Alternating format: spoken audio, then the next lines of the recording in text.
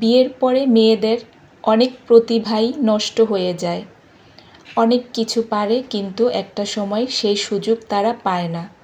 তবে আরও অনেক কিছু পায় যেটা ওগুলাকে ভুলিয়ে দেয়। আসসালামু আলাইকুম। আমার ইউটিউব চ্যানেল আমি সুগৃহিণীতে সবাইকে ওয়েলকাম করছি। অনেক কিছু ভুলে গেছি, অনেক না পাওয়ার মধ্যেও কিন্তু যেগুলো পেয়েছি আলহামদুলিল্লাহ। হঠাৎ করেই ছোট বেবির খোঁজ নেই, এসে দেখি সে রুটি খাচ্ছিল, নামাজ পড়তেছে। গতকালকে এই জায়নামাজটা এক ভাই হজের থেকে এসে দিয়েছে, তো এটা সে এখানেই ড্রয়ারে রেখেছে, নামাজ পড়বে। এদিকে সে খেলতেছিল তার পুতুলকে নিয়ে। তারপরে দেখি এই যে সে নামাজ পড়ে আবার মাশাল্লাহ সে কিন্তু জায়নামাজটাও ভাঁজ করতে পারে। সবাই আমার বেবিকে দেখে মাশাল্লাহ বলবেন আর আমার বেবিদের জন্য দোয়া করবেন। আমিও সবার বেবিদের জন্য মন থেকে দোয়া করি। তো এই যে সে এখন ভাঁজ করতেছে জায়নামাজ। সে কিন্তু তার বড় বোনের থেকে অনেক বেশি কাজের এবং কাজ করতেও পারে। আর বড়জন তো মানে বললেও করে না।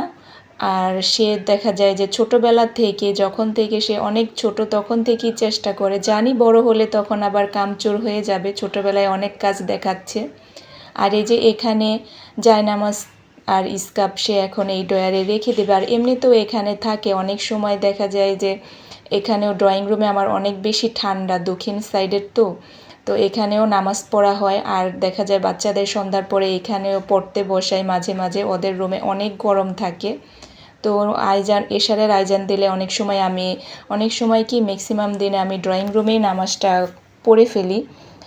তারপরে এদিকে হচ্ছে যে এই যে কাপড় ভাঁজ করতেছিলাম, যদিও এটা কিন্তু পরের ফুটেজ, সেটাকে আমি আগে নিয়ে এসেছি। প্রতিদিন প্রথমে রান্নার ভিডিও শুরু করলে সেটা দেখতে ভালো লাগে না। আর এটা হচ্ছে যে ছাদে গিয়েছিলাম, সেটাও পরে দেখতে পারবেন। আর এদিকে হচ্ছে যে ছাদের থেকে নয়নতারা বেশ অনেকগুলো ফুল নিয়ে এসে পানিতে রাখা হয়েছিল। আর এই যে দুষ্টটা সেটা বারবার দেখতেছে আর ধরার জন্য নেওয়ার জন্য সে অ্যাটাক করতেছে। তারপরে রান্না বান্না, আজকে একটা আইটেমই রান্না করেছিলাম, গরুর মাংস পেঁপে আর আলু দিয়ে রান্না করেছিলাম। প্রেসার কুকারে প্রথমে খুব ভালোভাবে কষিয়ে নেব, তারপরে হচ্ছে যে সিটি দেব। আর অপর পাশে আমি ভাতটাও বসিয়ে দিয়েছিলাম।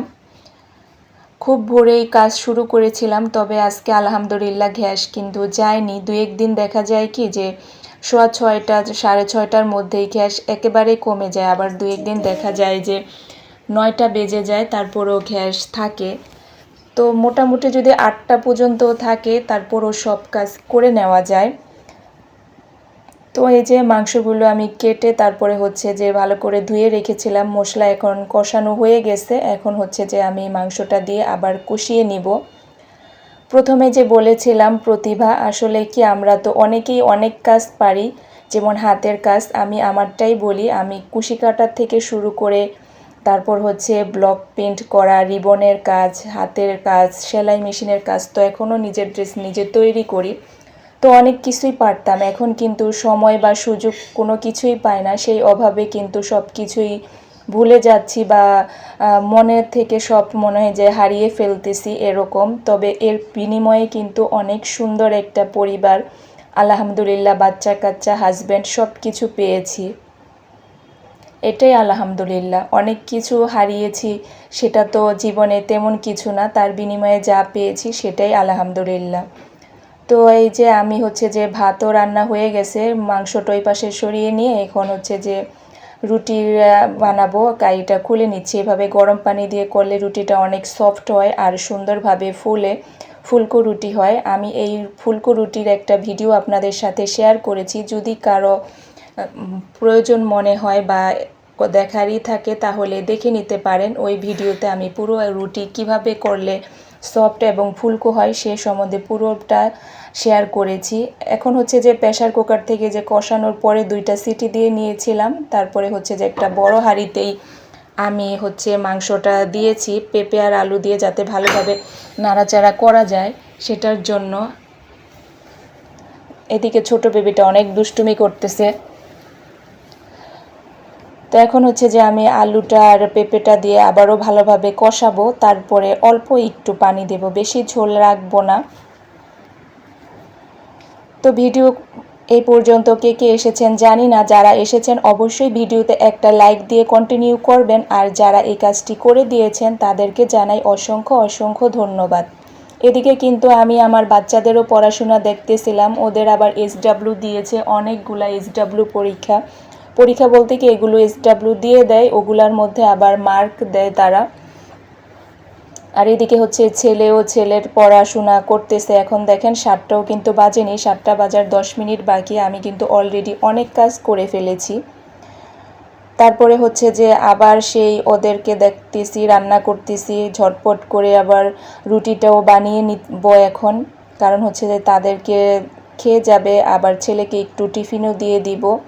আর আজকে আমি একটা আইটেমেই করেছি, তা হচ্ছে যে এটাই, আর অন্য কোনো কিছু করিনি, কারণ হচ্ছে যে আমি আজকে আবার ওদেরকে দিতে যাব। ওর বাবা রাতে জেগে খেলা দেখেছে, এখন তো এই যে খেলা এসেছে, সে তো রাত জেগে জেগে খেলা দেখবে, যার কারণে তাকে ফজর নামাজ পড়ে সে একবার উঠেছে, উঠে আমাদেরকে ডাব কেটে দিয়েছে, পানি গরম করে দিয়েছে। পানি গরম বলতে আমরা যে সকালে কুসুম গরম পানিটা খাই সেটা ম্যাক্সিমাম সময় সেই করে, ওগুলো করে দিয়ে আমরা যখন উঠে পড়েছি আমাদের এগুলো দিয়ে আবার সে শুয়ে পড়েছে। তো চিন্তা করেছি তাকে আর ডাকবো না, আজকে আমি ওদেরকে দিয়ে আসবো, তাই ঝটপট করে এখন রুটিগুলো বানিয়ে নিব। আর প্রতিবারের মতো আজকেও আমার রুটিগুলো মাশাল্লাহ ফুলকো ফুলকো হয়েছিল। আর এদিকে মৃদু আছে, মাংসটাও বসিয়ে রেখেছি যে হতে থাক, এমনিতেও পেঁপে দিয়েছি সফট হয়ে যাবে, তারপরে প্রেসার কুকারে সিটি দিয়েছি, না হলে দেখা যায় ছোট বেবি তো খেতে পারে না। আর আমাদেরও ওইভাবে খেয়ে অনেক সফট করে খেয়ে অভ্যাস হয়ে গেছে, এখন একটু শক্ত থাকলে আমাদেরও খেতে ভালো লাগে না। এদিকে আমি রুটিগুলো ভেজে নিচ্ছিলাম, ওদিকে রুটি বানাচ্ছিলাম, মানে একসাথে যা যা আসলে করা যায় সবগুলোই করছিলাম। আর আমার ভিডিও আপনারা কে কোথা থেকে দেখছেন আর কেমন লাগে অবশ্যই কমেন্টে জানাবেন। আসলে ভিডিও মেক করি, আপনারা যদি ভিডিও সম্বন্ধে কোনো কিছু না বলেন তাহলে তো বুঝতে পারবো না আমার ভিডিওটা আসলে কোনটা কোন দিকে ঠিক করতে হবে। যদি কোনো কিছু সমস্যা হয় অবশ্যই কমেন্টে জানাবেন যে আপু এটা এইভাবে করতে পারো বা ওইভাবে করতে পারো, আমি কোনো নেগেটিভভাবে নেব না। আসলে আমরা তো কেউই পারফেক্ট না, আমাদের মধ্যে অনেক ভুল ত্রুটি থাকে, আমরা যদি সবার ছোট ছোট ভুলগুলো ধরিয়ে দেই তাহলে কিন্তু সবার জন্যই ভালো, সবাই উপকৃত হব। তো এই যে মাশাল্লাহ আমার রুটিগুলো ফুল ছিল, আর একটা ডিম ভেজে নিলাম ছেলেকে টিফিনে দেওয়ার জন্য। তারপরে এই যে তাদের নিয়ে আমি এখন বেরিয়ে পড়েছি, আমার কিন্তু রান্না কমপ্লিট, কিন্তু চুলা টুলা কিছুই ক্লিন করতে পারিনি, ওভাবেই রেখে তাড়াতাড়ি করে শুধু একটা উপরে একটা নেট পরে আমি খিমার পরেই বের হয়ে গিয়েছি, কারণ স্কুল তো একেবারেই সামনে, আর অত বেশি সকালবেলা সবাই এভাবেই চলে যায়, তারপরে নেক্সট টাইম আনতে গেলে আবার একটু পরিপাটি হয়ে যায়। তো কাজের মধ্যে বের হয়ে চলে গিয়েছিলাম, তারপরে এসে দেখি ছোট মেয়ে তার বাবাকে উঠিয়ে দিয়েছে, আর বেডশিটটাও আজকে চেঞ্জ করব চিন্তা করেছি। এই বেডশিট কিন্তু প্রথমে ভাঁজ করতে দেখেছিলেন, সেটা ছিল বিকেলের অংশ, আর এটা হচ্ছে সকালের অংশ। যদি সকালের অংশ সেভাবে দিতে যেতাম তাহলে ভিডিওটা প্রথমে আবার সেই রান্নার অংশই চলে আসতো। আসলে সব সময় তো রান্না দিয়ে শুরু করলে ভালো লাগে না, আর সবারই দেখা যায় ঘরের কাজ দেখতে পছন্দ করে, রান্নাটা তো ভালো লাগে না। তবে ব্লগ ভিডিওতে রান্না না থাকলেও ভালো লাগে না, আসলে আমার যেটা মনে হয় ব্লগ ভিডিওতে রান্না থাকবে, ঘরের কাজ থাকবে, সব কিছু মিলিয়ে একটা সুন্দর উপস্থাপনা থাকবে, এই হচ্ছে ব্যাপার। এটা হচ্ছে আমার রুম, এটা আমাদের মাস্টার বেডরুম। আসলে ঢাকা শহরের রুমগুলো তো ছোট ছোট থাকে, তারপরে আলহামদুলিল্লাহ যতটুকু আছে সেটাই আলহামদুলিল্লাহ। আর আমার রুমে হচ্ছে ফার্নিচারগুলো সুন্দরভাবে রাখা যায় না, এই যে এখানে একটা দেয়াল আলমারি আছে যার কারণে না খুব সুন্দরভাবে রাখা যায় না। তারপরে হচ্ছে যে আবার 3টা দরজা, একটা রুমে যদি 3টা দরজা থাকে তাহলে সেই রুমে কিন্তু ফার্নিচার রাখা যায় না। একটা রুমে ঢোকার দরজা, একটা হচ্ছে বারান্দার, আরেকটা হচ্ছে বাথরুমে যাওয়ার মানে ওয়াশরুমের জন্য যেটা। আর এখন হচ্ছে যে আমার একটা দুঃখের পার্ট, এই বাগান মানে আমি ছাদ বাগানে তো যাই না, ছাদে অনেক দিন পরে আসলে একটা কারণে গিয়েছি, সেটা পরে বলছি। এখন দেখেন এই কয়েকটা গাছই আছে, যারা আমার আগের ভিডিওতে দেখেছিলেন ছাদ বাগানের, অবশ্যই আমার ওই ভিডিওটা এখনও আছে করা, আমি একদিন কোনো ভিডিওর শেষে ওইটা জুড়ে দিব, কারণ ওইটা আমার স্মৃতি। পুরো ছাদ ভরা গাছ ছিল, আর এখন এই কয়েকটা গাছ আছে, এগুলো সরিয়ে ফেলতে হবে। আর সাথে এই যে আমার মেয়ে এসে সেখানে নয়নতারা ফুল ছিঁড়ছিল, আমি এখান থেকে 2টা গাছ উঠিয়ে আবার একটা তেলের পট কেটে নিয়ে গিয়েছিলাম, সেটার মধ্যে লাগিয়ে নিয়ে এসেছি। আর মূলত গিয়েছিলাম হচ্ছে যে আমার মশলা যে হলুদ তারপরে ধনিয়া ধুয়ে রেখেছি সেগুলো একটু রোদে দেওয়ার জন্য। বাসায় তো আর রোদ আসে না, ওই হালকা একটু আসলে ওগুলাই তো আর শুকানো হয় না। তো এই যে এখন আমি এইখান থেকে কিছু মাটি নেব। আর দেখেন এতদিন আমাদের গাছে কোনো আসেনি। এখন যেই গাছগুলো নামিয়ে ফেলতে হবে বা কাউকে দিয়ে দিতে হবে তখনই দেখি সবেদা গাছে দীর্ঘ 5-6 বছর পরে এই গাছগুলো কিন্তু করোনার সময় লাগিয়েছিলাম। আরও ছিল, একজনকে 3 ভ্যান ভরে দিয়েছি আর নিচেও আরও 10-12টা গাছ আছে। এই যে এগুলো ধুয়ে দিয়েছি, এখন এগুলো হচ্ছে রোদে শুকাবো। এটার আগে ধোয়ার ভিডিওটাও আছে, জানি না এটা আগে যাবে নাকি ওইটা আগে যাবে, যাই হোক।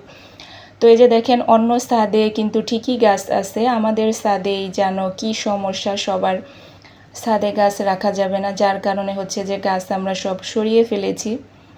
এই গাছগুলো সরাতে হবে, যে হাসনা হেনা গাছ আর হচ্ছে এটা হচ্ছে কামিনী ফুল গাছ। আর দেখেন মাশাল্লাহ এখন খুব ফুল এসেছে। এত বছর ধরে রাখতেছি গাছে, এত বছরে কিন্তু ফুল আসেনি। এখন হয়তো বড় ড্রামে দেওয়াতে এরকম হয়েছে, আগে হচ্ছে ফলের একটা ঝুড়ির মধ্যে ছিল, তার কারণে হয়তো গাছটা পুরোপুরি হয়নি। আর এখন যখন বড় ড্রামে দেওয়া হয়েছে তখন সুন্দরী ফুল এসেছে। এদিকে আমার মেয়ের আবার ফুল ছেড়ে আমাকে দিচ্ছিল। তারপরে এই যে আমি হচ্ছে গাছ 2টা লাগিয়েছিলাম, এখন এগুলো বাসায় নিয়ে যাব।